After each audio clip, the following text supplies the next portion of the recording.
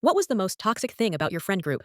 My friend group only let one of us date per month, and when I met someone off schedule, they held me down and cut off chunks of my hair, screaming, "It's Kira's month, you selfish bitch." I met all my friends freshman year of college, when we were all crying in the bathroom over boys in the same freshman mixer. One girl, Tanya, gathered us up and made us swear we'd never let men come between us. She'd make us do these ritualistic bonding ceremonies where we'd burn photos of our exes and mix the ashes into friendship bracelets we had to wear. By sophomore year, she had us sleeping in her room every weekend to strengthen our sisterhood and would call us 20 times in a row if anyone missed a night, even though Tanya was a lot. I stayed in the group because I genuinely loved the other girls, and putting up with her was worth it at first. But then, junior year, Tanya presented the dating calendar at what she called a friendship intervention.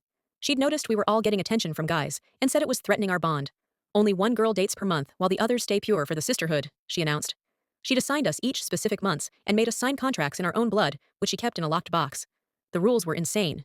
During your month, you had to go on dates to represent the group, but the other girls got to approve every guy first. During off months, we had to wear deliberately ugly clothes and couldn't even make eye contact with men. She said it would keep us from competing and betraying each other. The dating calendar turned us into prisoners. Tanya made us install tracking apps so she could monitor where we went during off months. If you were somewhere a man might be, you'd get interrogated. She'd smell our hair to check if we'd use nice shampoo when it wasn't our turn. During your assigned month, the other girls would prepare you like some virgin sacrifice. They'd do your hair and nails, while Tanya lectured about representing the sisterhood properly, but the dates themselves were nightmares. The non-dating girls would follow you to restaurants and sit at nearby tables taking notes.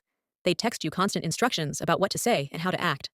After each date, you had to provide a full report, including what you ate and every topic discussed.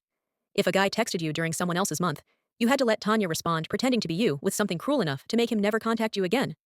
And then there was the physical enforcement. If you looked too pretty during an off month, the girls would hold you down while Tanya ruined your appearance. She pulled out Mandy's eyelashes with craft scissors. She made Terry eat until she threw up because she'd lost weight during an off month and looked too tempting. We were so scared of her, we'd sabotage ourselves. I watched Kira scratch her own face with her nails before leaving the dorm because she knew Tanya would do worse if she looked pretty during my month. Then I met Dirk at the library during Kira's month when I was supposed to be studying with ugly hair and baggy clothes. He didn't care that I looked terrible and asked about the book I was reading.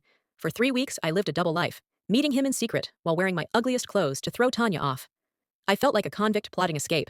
When he asked why I only met him at weird times, I almost told him everything, but knew he'd think I was insane. Then Tanya extended Kira's month because she wasn't maximizing her romantic potential. I couldn't take another month of deliberately looking hideous and sneaking around. At our weekly meeting, I announced I'd been seeing someone. The room went cold. Tanya stood up slowly and asked if I understood what I'd just confessed. I said I was done with the calendar, and the contracts, and the insanity. Tanya completely lost her mind when I refused to stop seeing Dirk. She convinced the others I was possessed by duck addiction and needed an intervention. They ambushed me in my dorm room and held me down while Tanya cut off chunks of my hair with craft scissors. "You want to steal Kira's month? You'll be too ugly for any month," she screamed. They poured honey in what was left of my hair and took photos while I sobbed. When that didn't break me, they escalated. They'd follow Dirk and tell him I had STDs. They'd show up at his classes with printed screenshots of fake texts where I supposedly called him ugly. Mandy pretended to be me and sent his mom a Facebook message saying I was pregnant and needed money for an abortion. They filed false Title IX complaints saying I was sexually harassing them. Tanya tried to get me expelled by planting pills in my backpack and calling campus security. But then campus police investigated the planted pills and found Tanya's fingerprints all over the bag. During questioning, they discovered her locked box full of blood contracts and surveillance photos of dozens of girls. Turns out we weren't her first sisterhood. She'd been kicked out of 2 previous colleges for similar behavior. The other girls broke down and admitted everything, including the assault with scissors. Tanya was arrested for stalking and assault while screaming about protecting the sisterhood. The rest got probation and restraining orders.